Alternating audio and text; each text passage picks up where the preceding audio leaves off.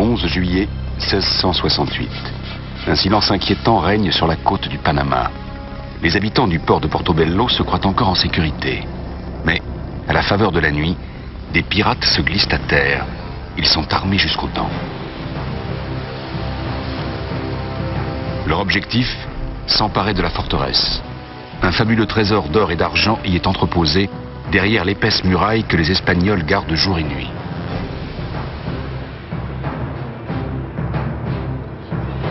Dans les ruelles étroites, des combats acharnés éclatent. Le massacre sanglant est dû à un seul homme.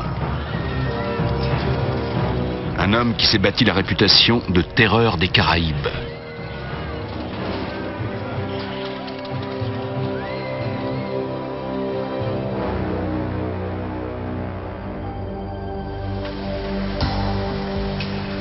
Sur les traces d'une légende. Aujourd'hui encore, il reste des descendants des pirates. Des endroits qui gardent leurs secrets depuis des siècles. Et des trésors d'une richesse prodigieuse. Pour la première fois, une expédition internationale a été lancée sur les hauts lieux de l'histoire du flibustier. Comme les pirates n'ont pas laissé beaucoup de traces connues, archéologues, aventuriers et chercheurs de trésors rêvent d'une découverte saisissante.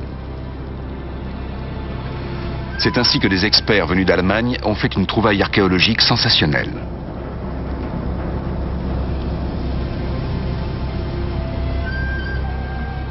Dans la mer des Caraïbes, loin des routes habituelles des croisières et des touristes, ils ont découvert les traces des aventures sanglantes des bandits des mers. Ils ont déniché les restes de l'un des navires du légendaire pirate Sir Henry Morgan.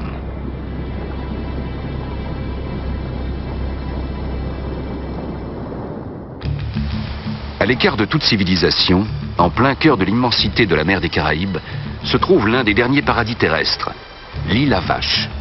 Sur ce petit îlot, les hommes vivent encore comme il y a des centaines d'années. Ils n'ont ni eau courante ni électricité. Ils vivent au rythme de la mer.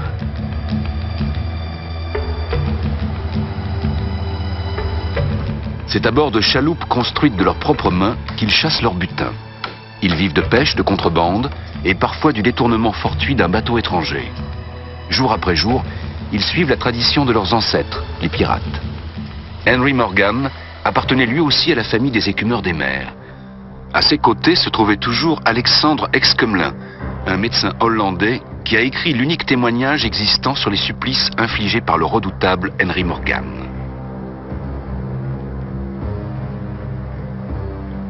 Ils lui enroulèrent une corde autour du crâne, lui coupèrent le nez et les oreilles et le suspendirent par son membre. Pour finir, ils le firent achever à coups de lance. Les moines ne connurent pas un sort bien meilleur. Les femmes ne furent épargnées qu'à la condition de céder à leur volonté. Celles qui résistaient étaient emmenées et violées. Morgan, qui aurait dû donner l'exemple, ne se conduisit pas mieux que les autres.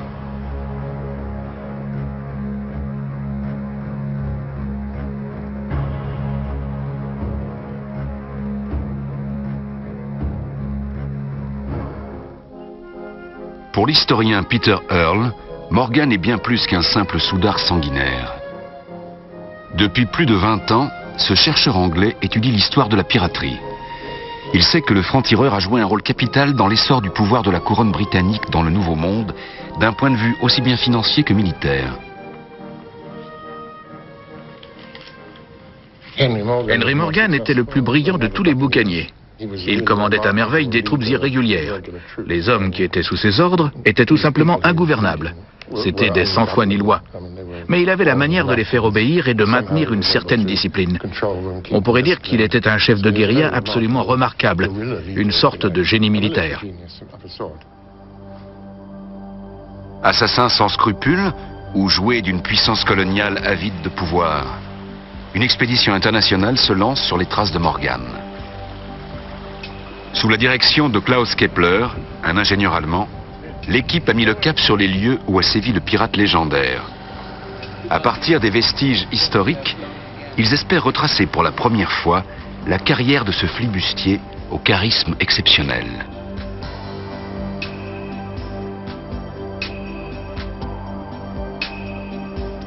Leur champ d'intervention, les îles antillaises de la Jamaïque et d'Haïti, ainsi que l'isthme de Panama.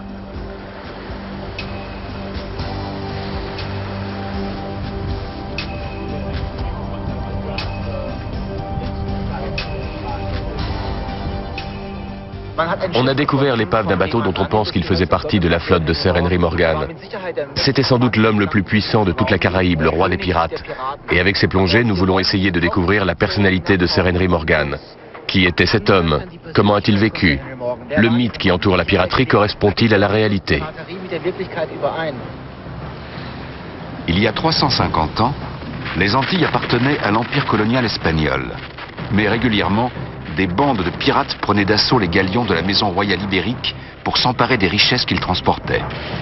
Les flibustiers agissaient tout d'abord de leur propre chef, jusqu'à ce que les Anglais entreprennent de prendre pied dans le Nouveau Monde et déclarent la guerre aux Espagnols. Une troupe de pirates ralliés à leur cause vit dans les petites îles entourant Hispaniola, où se trouvent aujourd'hui la République dominicaine et Haïti. Ces hommes sont unis par une même haine de l'Espagne et la perspective de riches butins. Appelés les frères de la côte, leur meneur n'est autre que Johan Henry Morgan. Originaire du pays de Galles, il n'a alors que 32 ans. Mais il est déjà le chef de file de toute une troupe de personnages interlopes. Presque tous ces hommes viennent de Hollande, de France ou d'Angleterre. Ils ont été soldats, matelots ou esclaves.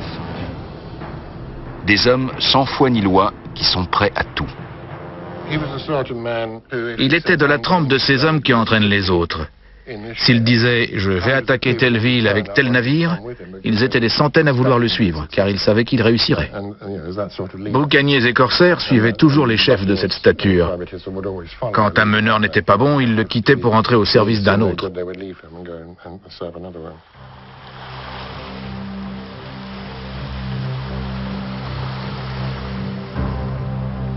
Son poste de commandement se trouve sur l'île à Vache. C'est de là que le grand stratège lance ses raids spectaculaires. Henry donne rendez-vous. C'est l'ordre de ralliement codé auquel tous les bandits obéissent sans condition. Tous ceux qui reçoivent le mot de passe savent exactement où ils doivent se rendre et ce qui les attend. Une mission à la vie, à la mort. Le repère de Morgan se trouve à environ 5000 marins au sud de l'île d'Haïti, l'ancienne Hispaniola. L'endroit est un abri sûr, car l'îlot est entouré d'un dangereux récif qui le rend pratiquement imprenable. Le bateau des chercheurs s'avance lui aussi prudemment vers ce port protégé. Le chenal qu'il emprunte est étroit et peu profond. Les habitants de l'île observent l'arrivée des scientifiques d'un œil critique. Ils n'ont guère l'habitude de voir des visages étrangers. À quelques mètres seulement du rivage, l'île dévoile des terres fertiles. On y trouve des vaches, de grasses prairies et une végétation luxuriante.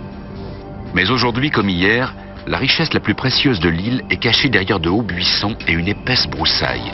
On ne peut la découvrir que depuis la plus haute montagne de l'île, le Cadival. Le principal trésor d'Henry Morgan, c'était ce lac d'eau douce que l'on voit dans le fond. Avec ses navires, il pouvait jeter l'ancre soit dans cette crique qui est derrière la colline, soit dans celle qui est de l'autre côté, ou encore dans la grande baie qui est devant nous. Il n'avait donc pas beaucoup de chemin à faire pour charger de l'eau. Le grand avantage de cet endroit était d'avoir de l'eau douce. Mais il y trouvait aussi des noix de coco, des bananes et du poisson. Pour Henry Morgan, c'était un repère de pirate idéal.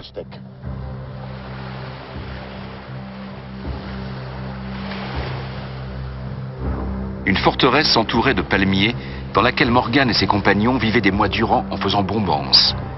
Les écueils s'étendant sur plusieurs kilomètres assuraient la sécurité des pirates.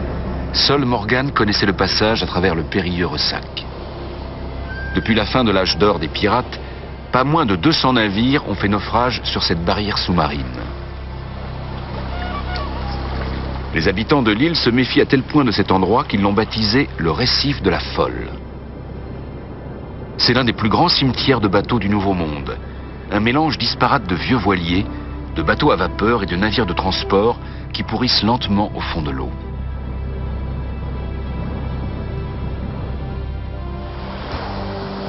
Sans désemparer, l'expédition poursuit son avancée vers l'île au trésor de Morgan. Seuls les habitants de l'île connaissent le chemin qui mène vers une étroite cavité creusée dans la roche. Elle marque l'entrée d'une grotte immense, un labyrinthe de passages et de couloirs voûtés. Un endroit déserté depuis longtemps. Mais autrefois, les pirates y débarquaient régulièrement leurs prises pour les entreposer sous ces hautes voûtes. Cette cache secrète, dans la fraîcheur des rochers, recelait des quantités d'armes, de barils de poudre et de caisses contenant le butin. Ce genre de grotte servait soit à mettre le trésor en lieu sûr, soit à détenir des prisonniers dans un endroit secret.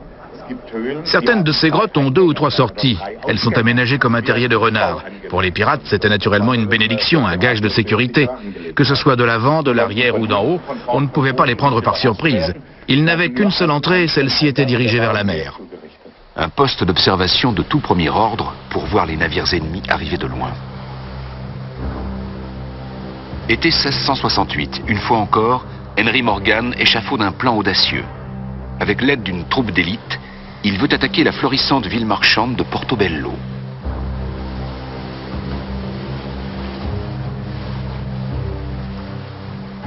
Depuis que Christophe Colomb a découvert ce port de la côte est du Panama, il est essentiellement habité par des marchands et des missionnaires chrétiens venus d'Espagne. Ce port naturel est gigantesque. À cette époque, il est le plus grand centre de chargement d'épices et de métaux précieux de toute l'Amérique centrale.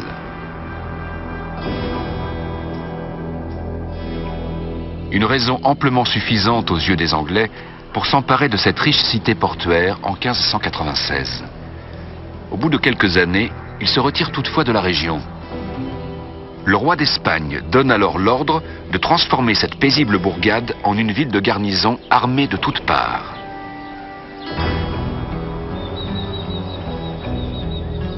Dans toutes les Antilles, aucun autre endroit n'est pourvu d'une telle batterie de canons, des bouches à feu braquées sur l'entrée de la baie.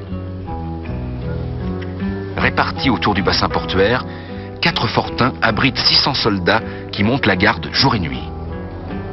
Car c'est à Portobello qu'aboutit la route de l'or et de l'argent qui remonte d'Amérique du Sud en traversant le Panama et les sentiers tortueux de la jungle pour arriver jusqu'à la mer. Par tonnes entières, la précieuse cargaison est ensuite embarquée sur des frégates armées comme des forteresses pour aller jusqu'à Séville. À la cour du souverain espagnol, des orfèvres façonnent les métaux si convoités pour en faire des œuvres d'art exceptionnelles. À côté de la cathédrale de Séville se trouvent les archives des Indes. Cet édifice, qui était jadis la bourse du commerce, abrite la plus importante collection de documents sur la politique coloniale espagnole dans le Nouveau Monde. Peter Earle y a fait une étonnante découverte. Ses recherches l'ont amené à trouver un contrat d'accord rédigé de la main même d'Henry Morgan à la veille de l'attaque de Portobello. Pour les historiens, ce manuscrit est un document sensationnel. Écrit en anglais, le contrat fixe les termes de l'entretien des pirates en cas de besoin. Aussi incroyable que cela puisse paraître, les flibustiers s'étaient créés une sorte de sécurité sociale et d'assurance vie avant l'heure. Ce contrat porte sur des questions telles que la répartition du butin ou les compensations à verser aux hommes au cas où ils seraient blessés. Si un pirate perdait une jambe dans une bataille, par exemple, il recevait une certaine somme d'argent ou 6 esclaves en dédommagement. Il est également question des récompenses à attribuer à ceux qui se distinguaient par leur courage. En cas d'attaque d'une forteresse, par exemple, on devait récompenser le premier qui hissait les couleurs anglaises sur la forteresse ou le premier qui parvenait à poser une échelle contre l'enceinte. Voilà en résumé de quoi traite ce contrat. Et pour finir, ils ont tous signé le manuscrit pour signifier qu'ils acceptaient de se conformer à ces termes. C'est un document vraiment unique. L'interminable liste des signataires se parcourt comme le bottin mondain de la fine fleur de la flibuste des Caraïbes. Ils formaient la communauté la plus démocratique du monde de cette époque. Le seul fait que chaque équipage soit représenté par 2 hommes pour négocier avec le chef de l'expédition, pour conclure un accord avec lui, est absolument unique. À la fin du XVIIe siècle, cela n'existait dans aucun type d'organisation en dehors des flottes de boucaniers. Or et argent, c'est ce que Henry Morgan avait en vue dans la nuit du 10 au 11 juillet 1668. À la faveur de l'obscurité, le chef des pirates se faufile le long de la côte de Portobello avec 4 frégates et 8 chaloupes. Attaquer la forteresse par la mer semble trop risqué aux yeux du Gallois. Il préfère lancer une opération sur la terre ferme. Tel un général d'armée, il organise l'assaut. Embarqués à bord de petits canots, ses troupes terrestres accostent sur le rivage sans se faire remarquer. Prudemment, les hommes se glissent à pas de loup jusqu'au mur d'enceinte. Les habitants de Portobello ne s'attendent pas à l'attaque de cette bande organisée, et surtout pas par voie terrestre.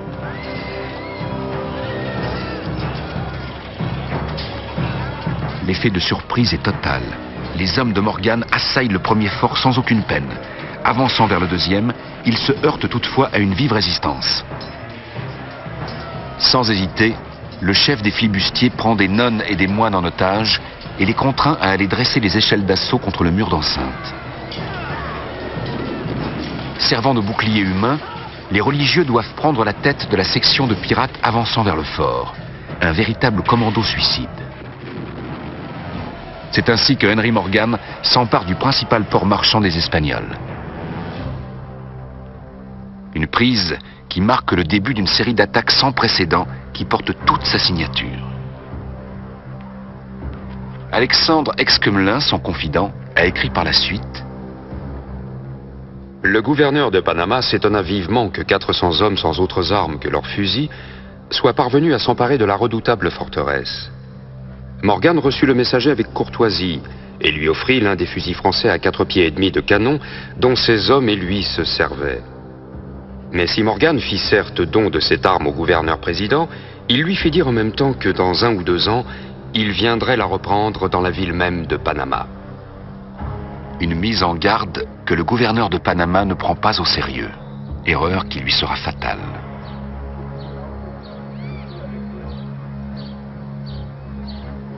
Habileté tactique et procédés brutaux sont les deux grandes caractéristiques qui distinguent Morgan dans cette attaque. Une marque de reconnaissance qui définira désormais ses menées sanguinaires dans les Antilles. La prise de Portobello a fait la renommée de Morgan. Les Espagnols considéraient que leur place forte était imprenable. Ils avaient des soldats pour les défendre, mais ils n'auraient jamais pu imaginer qu'une troupe aussi réduite pourrait s'en emparer. Morgan n'avait que 400 hommes environ avec lui. Les Espagnols se croyaient en sécurité, mais de toute évidence, ils se sont complètement trompés. Morgan était un homme hors du commun. Dernier préparatif pour la deuxième phase de l'expédition de Klaus Kepler. Au programme, une plongée de reconnaissance dans les eaux qui entourent l'île à Vache.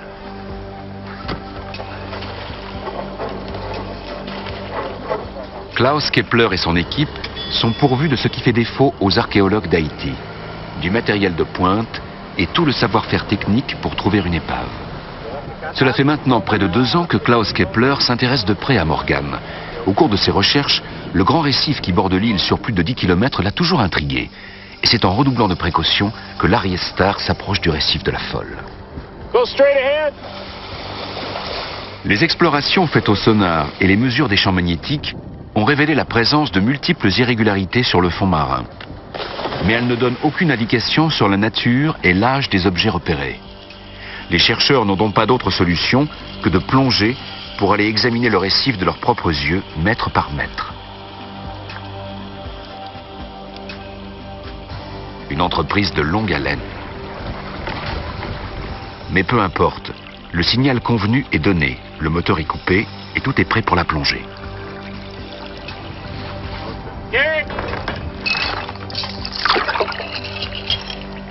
Dans le cas présent, l'équipe peut se passer des moyens techniques sophistiqués et d'un matériel hautement spécialisé.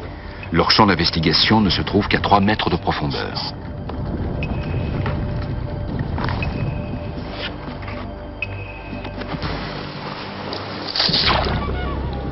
La zone des opérations s'étend sur une bande d'environ 100 mètres sur 150 mètres de côté. Une surface à peu près égale à celle d'un terrain de football. C'est maintenant en plein cœur du monde sous-marin des tropiques que commence concrètement la mission de ces spécialistes. Dresser l'inventaire systématique de tous les objets engloutis.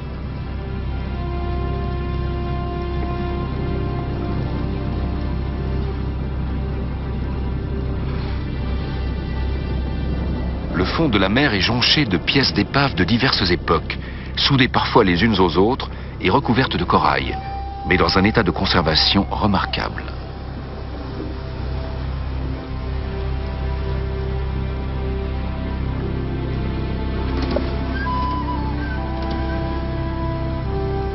La forme des ancres et des canons amène cependant les hommes de Klaus Kepler à se poser des questions. Aussi palpitantes que soient ces découvertes, ils se rendent rapidement à l'évidence qu'elles ne peuvent être associées à Henry Morgan.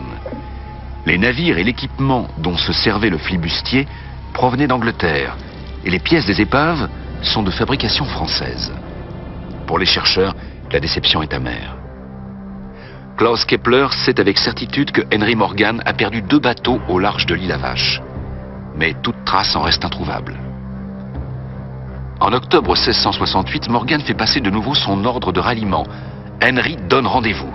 Il reçoit son équipage sur un navire baptisé Oxford, qui est un cadeau de la couronne britannique. Le Oxford était un navire de la marine royale qui avait été envoyé dans les Antilles pour protéger la Jamaïque. À cette époque, il y avait toujours 1 ou 2 navires affectés à la protection de l'île. Mais quand il est arrivé en Jamaïque, le gouverneur l'a donné à Morgan. Autrement dit, ce vaisseau du roi est devenu un bateau corsaire. Une chose absolument inouïe et qu'on n'a pas trouvé très orthodoxe. Toujours est-il que Morgan s'est retrouvé en possession du Oxford, qui était puissamment armé, beaucoup plus que tous les autres bateaux qu'il a eus.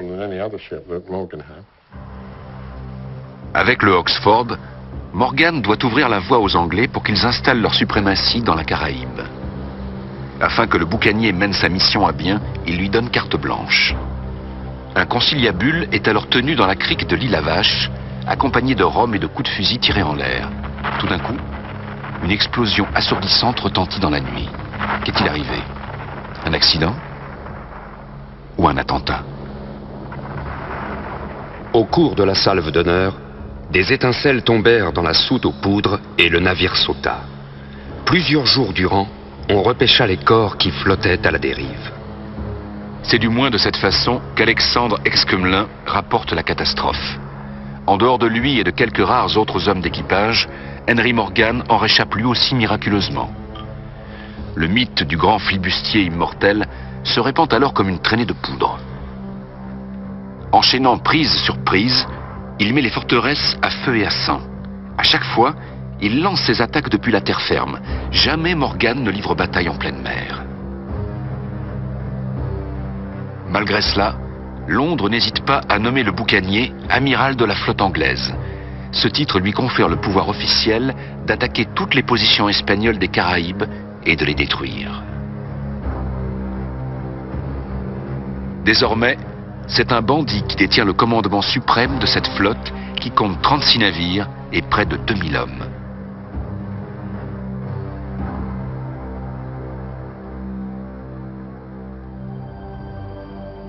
Klaus Kepler connaît le récit de la catastrophe qui s'est produite à bord du Oxford. D'après les sources, le navire pourrait avoir mouillé à l'abri des bancs de corail avant d'exploser. Avec obstination, les plongeurs continuent à chercher des indices exploitables. Il leur faut pour cela non seulement reconnaître sous les dépôts marins ce qui peut être un vestige, mais aussi établir un diagnostic sur place. La première trouvaille qui retient leur attention est une grosse ancre de marine. La forme de ses bras indique immédiatement sa provenance aux experts, l'Angleterre. Et tout à côté, des pièces d'artillerie légère. Au total, les plongeurs identifient 8 canons pour boulets de 4 livres et 3 canons lourds. Aux alentours, le fond est jonché de pierres rondes qui servaient à lester les navires. Et dans leurs fissures, des fragments de feuilles de cuivre accrochées qui sont probablement les restes d'un ancien revêtement destiné à protéger la coque contre les vers rongeant le bois. Des tessons de cruche en terre sont aussi éparpillés un peu partout. L'équipe en prélève quelques-uns pour les examiner de plus près une fois de retour en Europe.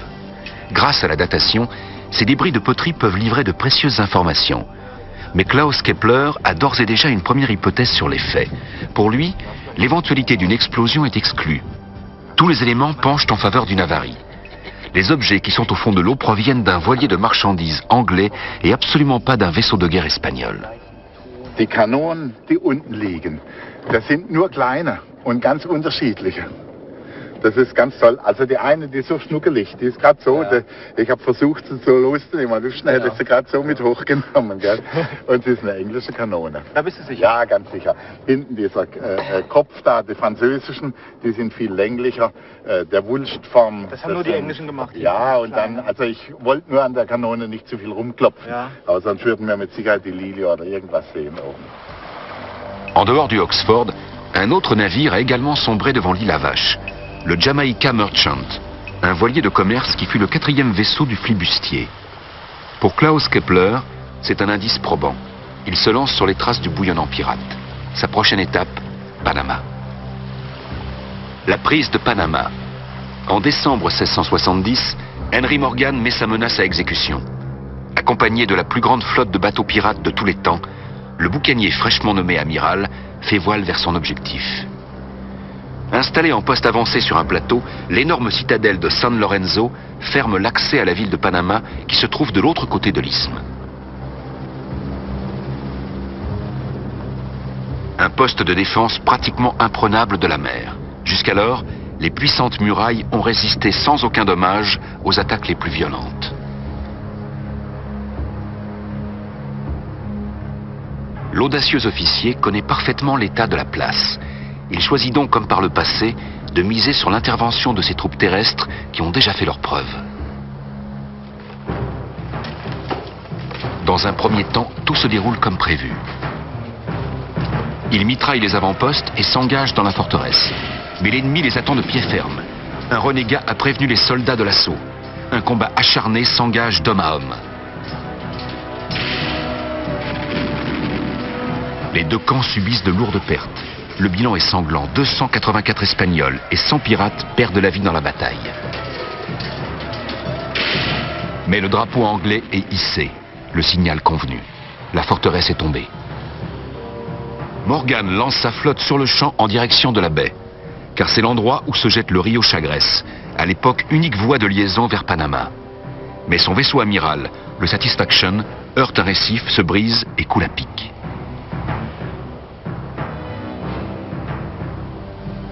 Jamais auparavant des scientifiques n'avaient recherché le voilier naufragé. Car au fil des siècles, le courant particulièrement violent à cet endroit a depuis longtemps entraîné l'épave au loin. C'est du moins ce que pensent les spécialistes.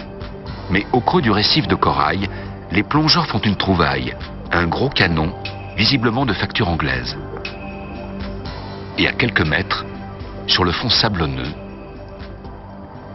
d'innombrables boulets de fer entièrement recouverts de crustacés et soudés les uns aux autres. Quelques minutes après, l'équipe fait une étonnante découverte. Ils trouvent ce que l'on appelle des boules de feu. Ils dégagent encore une quantité de petites balles de plomb. Les munitions utilisées au XVIIe siècle pour charger les mousquets et les pistolets.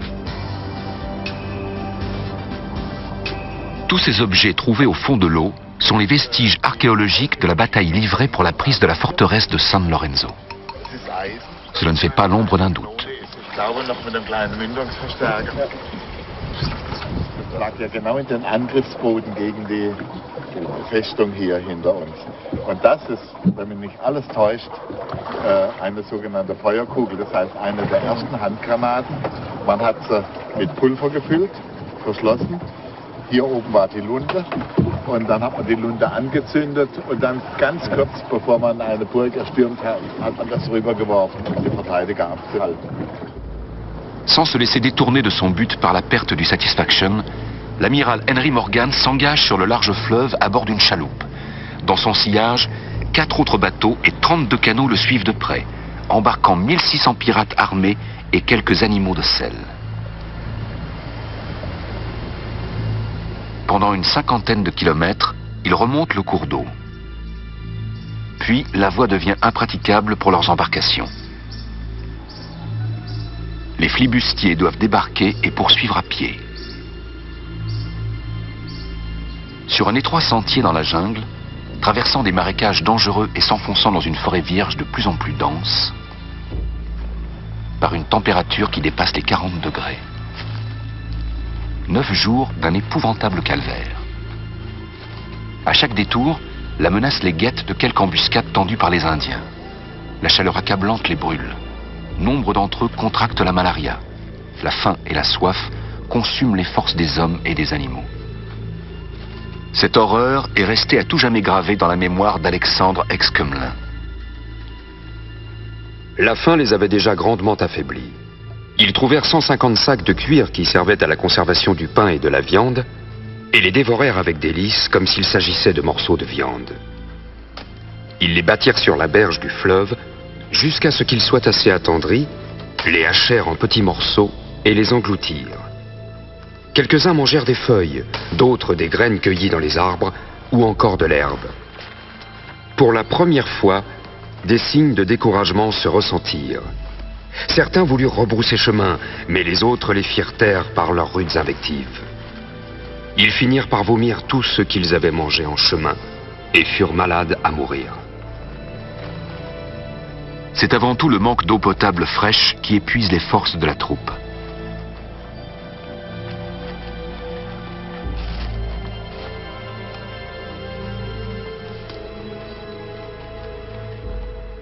Ils ont fini par réussir à sortir de la jungle et ils sont arrivés dans les prairies de la savane.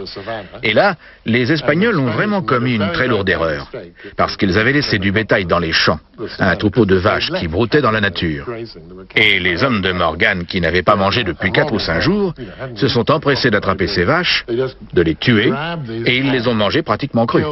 Ils les ont dépecées grossièrement et ils ont mis la viande à cuire au-dessus d'un feu de camp. Et ça leur a donné l'énergie nécessaire pour livrer les batailles qui les attendaient les jours suivants. Éperonné par la perspective d'un immense butin, l'escadron traverse le lendemain le pont de Panama. La riche ville côtière avec ses palais, ses nombreux monastères et multiples églises. Le joyau de l'empire colonial espagnol. Le 28 janvier 1671, l'armée des pirates donne l'assaut. 3 bataillons en ordre de combat menés par 200 tireurs d'élite ouvrent le front. Dans leur désespoir, les habitants assaillis poussent même des animaux sauvages dans la cohue. Sans aucun succès. Pourtant, le véritable perdant n'est autre que Morgan lui-même. Car les autorités espagnoles ont chargé la plupart de l'or et de l'argent de leurs trésors sur des bateaux qu'elles ont envoyés en pleine mer. Ivre de rage, Morgan fait incendier la ville de Panama. Dans les semaines qui suivent, le flibustier n'a qu'un seul mot d'ordre: piller, violer et torturer. Le souffle de la mort ravage la cité florissante de la côte du Pacifique.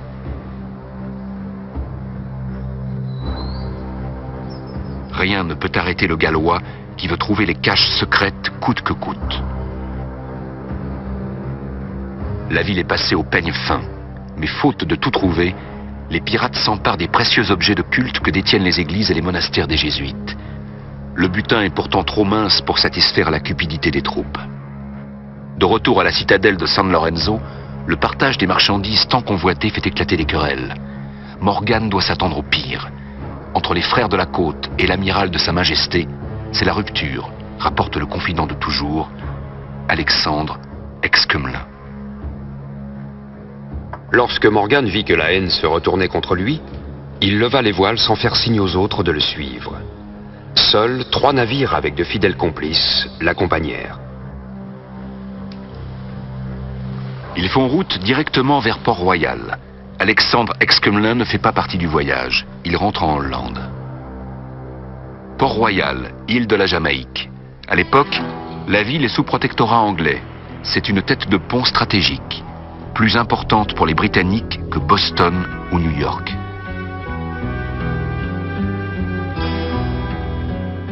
De là, ils peuvent, avec l'aide des pirates, intercepter sans aucune peine les navires de commerce espagnols. La ville est pratiquement la réplique à échelle réduite de la capitale britannique. Le petit Londres sous les palmiers, c'est ainsi que les habitants appellent fièrement leur paradisiaque cité. Les rues répondent au doux nom de Queen Street, Lime Street ou encore Honey Lane, en souvenir de la lointaine patrie. Même les matériaux de construction proviennent d'Angleterre. Henry Morgan est toujours un hôte bien accueilli dans ce paisible Éden. Pirates, bourgeois anglais et soldats vivent ici porte à porte, une société de choix. Aujourd'hui, la ville repose au fond de la mer. En 1692, un tremblement de terre l'a fait sombrer dans l'eau. Cet endroit ici est l'entrée de la ville engloutie de Port-Royal. La ville commence sur le rivage et se poursuit sous la mer sur quelques centaines de mètres à l'intérieur de la lagune. Mais elle n'est pas à une très grande profondeur, 4 à 8 mètres tout au plus. Les ruines immergées sont depuis toujours une merveille pour les archéologues. Des fondations de maisons à perte de vue. Des pichets et autres ciboires en argent massif qui témoignent de la richesse passée. Des objets provenant des butins, comme des figurines de la plus fine porcelaine chinoise que Morgan et ses hommes rapportaient de leur rapine. Des pièces espagnoles d'or et d'argent, longtemps moyen de paiement officiel dans la bonne ville de Port-Royal, mises en circulation par les pirates, seigneurs officieux des Caraïbes.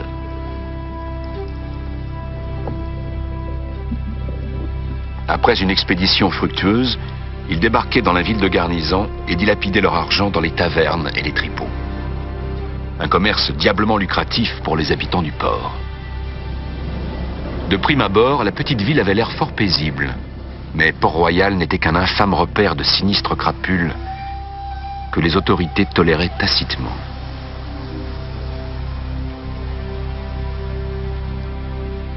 L'instigateur de cette débandade n'est autre qu'Henry Morgan lui-même. Il tire toutes les ficelles d'une main de maître. Même le gouverneur, Thomas Modiford, ne peut pas se dérober à lui. Mais en janvier 1672, le vent tourne.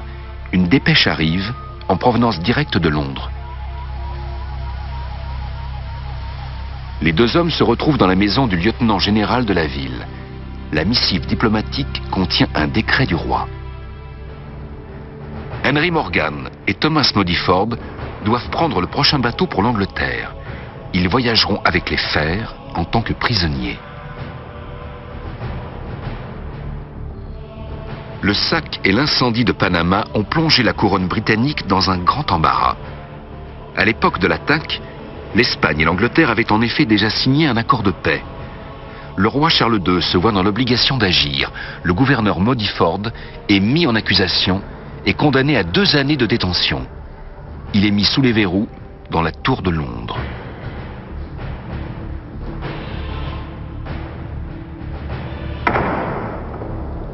Le flibustier Henry Morgan connaît à l'inverse les honneurs d'une ascension en devenant la coqueluche de la haute société.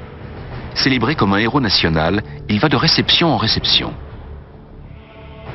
Les aristocrates et les gens de la cour donnaient des fêtes en son honneur.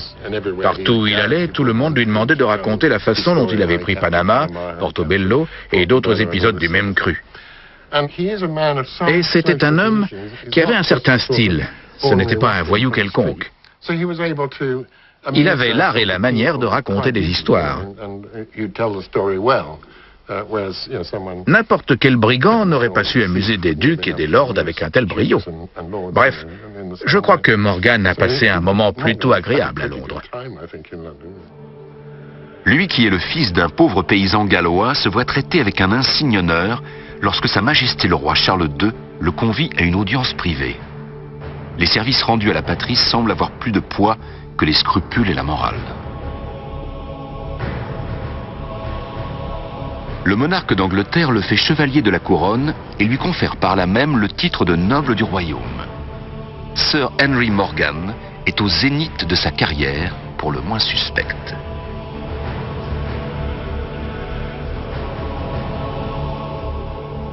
Couvert de ses hautes distinctions, il quitte la capitale britannique le 8 janvier 1676 pour mettre le cap sur les Caraïbes. Dans ses bagages, il emporte aussi une nomination au poste de vice-gouverneur de la Jamaïque. Son nouveau vaisseau amiral répond au nom choisi de Jamaica Merchant, le marchand de la Jamaïque. D'après les documents, un voilier de 35 mètres armé d'une batterie de gros canons de 8 livres et de petits de 4 livres. Sa route le conduit à longer le récif de son ancienne île au trésor, l'île à Vache. Nous sommes le 25 février 1676. À la lueur blafarde de l'aube, Morgan donne l'ordre de rectifier le cap. Dans une lettre, il écrira par la suite « Je croyais que le vaisseau faisait déjà route plus bas vers le sud. » En réalité, le Jamaica Merchant avance droit sur la barrière d'écueil. Il n'est plus possible de revenir sur l'erreur de navigation. C'est le 4e voilier que le mauvais marin envoie par le fond.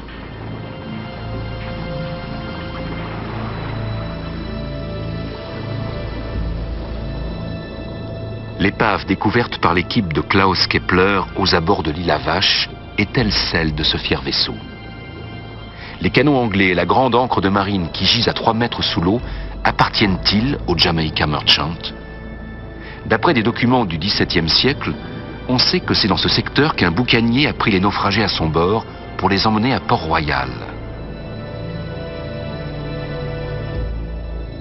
On sait également qu'au titre de ses nouvelles fonctions de vice-gouverneur, Sir Henry Morgan donna l'ordre de repêcher immédiatement la totalité des pièces d'artillerie du navire. Presque toutes les armes purent être récupérées.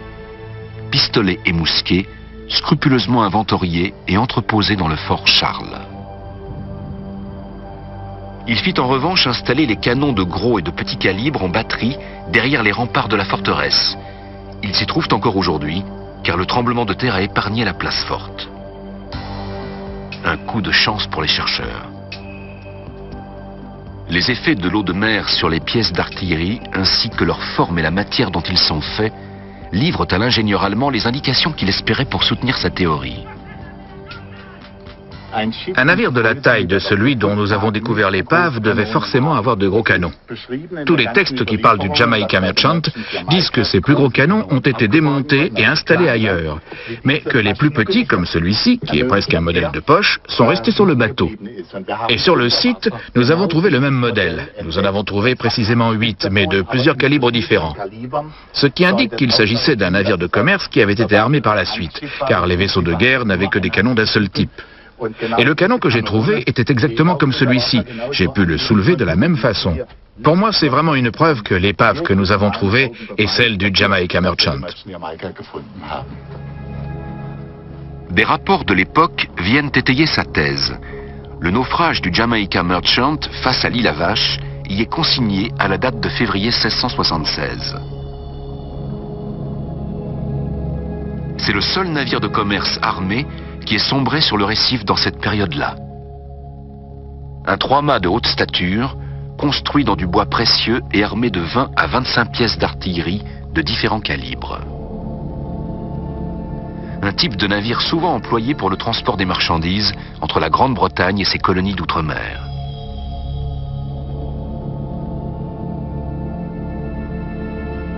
À Séville, un expert a examiné de très près les vestiges découverts sur les fonds marins. En collaboration avec des collègues des archives des Indes, il a identifié la provenance exacte du lest que contenaient les cales du navire. Les constructeurs de bateaux se servaient à l'époque de pierres extraites du lit des rivières d'Angleterre. Ça, c'est une pierre de basalte. On le voit à la densité. C'est une pierre on appelle ça un galet roulé. Et c'est typiquement ce qui servait de lest sur les bateaux anglais. L'analyse des tessons de terre cuite est encore plus précise. Grâce aux vestiges dont il dispose, l'historien français peut non seulement situer leur date de fabrication, mais aussi définir l'atelier dont ils proviennent. Et puis aussi, un détail important, vous voyez les anneaux tout autour, donc c'est très chargé en anneaux. C'est une spécificité de poterie de Buckler, mais enfin c'est effectivement une poterie qui correspond complètement à l'époque de Morgan, puisque le Jamaica Merchant a coulé en 1676, et ces poteries ont duré à peu près, ont été fabriquées jusqu'en 1720. Tous ces résultats renvoient au Jamaica Merchant, le premier navire jamais découvert du grand chef de la flibuste. Une trouvaille sensationnelle. Après sa nomination au poste de vice-gouverneur de la Jamaïque, Henry Morgan change de camp. Il cultive désormais la canne à sucre sur les hauts plateaux de l'île et habite une luxueuse demeure dans un endroit qu'il a baptisé Llanrumney, le nom de son village natal au pays de Galles. Il se passionne désormais pour la collection de peignes précieux en écailles ornementées, des présents tout indiqués pour la noblesse de la lointaine cité de Londres. Il avait été le plus grand des corsaires et il entretenait de bonnes relations avec eux. Ils étaient ses amis. Mais en tant que lieutenant général, il avait pour fonction de faire appliquer la politique officielle de répression de la piraterie, alors que parmi ses amis, il y avait des pirates. Il n'était pas dans une position très facile. Tantôt, les uns l'accusaient d'encourager la piraterie, tantôt, c'étaient les pirates qui l'accusaient d'être déloyal et ingrat en lui reprochant de mettre ses vieux amis en prison ou de les faire pendre. C'était une situation délicate. Sir Henry Morgan choisit de livrer une lutte sans merci à ses anciens compagnons. Un vaisseau de guerre de la marine anglaise pourchasse les frères de la côte dans les moindres recoins des Caraïbes.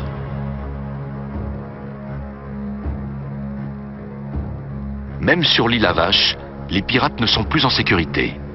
Mais la rafle prévue ne se fait finalement pas. Devant la pointe à bas coup, toute proche de l'îlot, le voilier puissamment armé disparaît tout d'un coup sans aucune trace. Des pêcheurs locaux parlent aux chercheurs de la présence d'étranges objets dans les eaux qui bordent la baie. Ils racontent que leurs filets n'arrêtent pas de se prendre dedans. Sans attendre plus longtemps, Klaus Kepler décide qu'il faut effectuer une autre plongée. Au milieu d'un vaste champ de décombres, éparpillés çà et là, gisent d'innombrables canons. La position des vestiges et l'étendue de la zone laissent conclure à un naufrage dû à une violente tempête.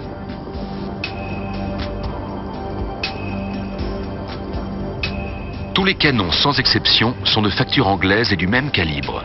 Des armes puissantes mesurant presque 3,5 mètres de long. Un indice révélateur d'un vaisseau de guerre qui devait faire plus de 40 mètres de long. C'est ce qu'indiquent également les 5 énormes ancres trouvées sur le site. Ce sont des ancres à jac qui sont munis d'un gros anneau, ce qui signifie qu'on ne les manœuvrait pas encore avec des chaînes, mais avec des cordages. Ça correspond à l'époque où Henry Morgan était vice-gouverneur de la Jamaïque. On sait qu'il a envoyé des vaisseaux de guerre et des soldats ici pour nettoyer ce repère de pirates, pour exterminer les écumeurs des mers, ses vieux compagnons d'armes. Les chercheurs sont plus que satisfaits de leur découverte. Seule note d'amertume, le gouvernement d'Haïti refuse de repêcher ces incomparables vestiges pour des raisons financières. Il n'en reste pas moins que Klaus Kepler et son équipe ont révélé d'étonnants événements de la vie du plus célèbre des flibustiers. Ils ont marché sur les traces de Morgan à travers l'île à Vache, son île au trésor. Ils ont découvert d'anciennes caches secrètes et les lieux de ses plus grands triomphes. Aujourd'hui encore, Panama porte les marques des sanglants méfaits de ce Gallois qui ne faisait pas de quartier. Que ce soit pour le service de la couronne ou pour son propre compte, Morgan était un calculateur sans état d'âme. C'était le véritable fléau des Caraïbes. Morgan, l'homme de main de Sa Majesté. Charles II était si satisfait du grand héros national qu'il l'éleva au rang de chevalier. Il ne fait pas partie de ces pirates qui écumaient les mers pour s'emparer des navires espagnols. Pour lui, les bateaux n'étaient qu'un moyen de transport. Il était davantage un stratège terrestre. Il agissait comme un général d'armée. Il engageait ses unités de pirates dans des offensives coup de poing. Il a anéanti plusieurs cités espagnoles, en tout premier lieu Panama. Il a tellement affaibli les bases de la force espagnole qu'elle ne s'en est jamais relevée dans les Caraïbes. Le flibustier qui semait jadis la terreur est désormais bien loin de son âge d'or. Les années qui viennent de s'écouler ne sont pas passées sans laisser de traces.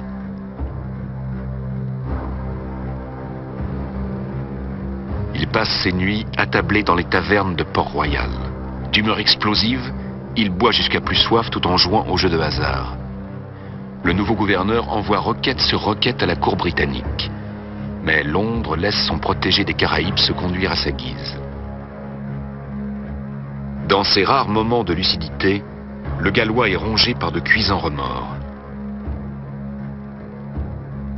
Un jour, il fait don d'une partie du butin de Panama à l'église Saint-Peter, à la plus grande surprise de tous. Le trésor est aujourd'hui encore précieusement conservé par les religieux. Son testament est une extraordinaire confession livrée à la postérité. Dès les premières lignes, le pirate sanguinaire implore Dieu de lui pardonner ses péchés. Le 25 août 1688, Henry Morgan passe de vie à trépas. l'Angleterre offre des obsèques nationales à son héros. Dans le bassin de Port-Royal, les navires tirent une salve d'honneur en guise de dernier hommage. 4 ans seulement après son décès, un tremblement de terre ébranle la ville et précipite une grande partie du cimetière dans la mer. Depuis, la tombe de Sir Henry Morgan repose quelque part au fond de l'eau.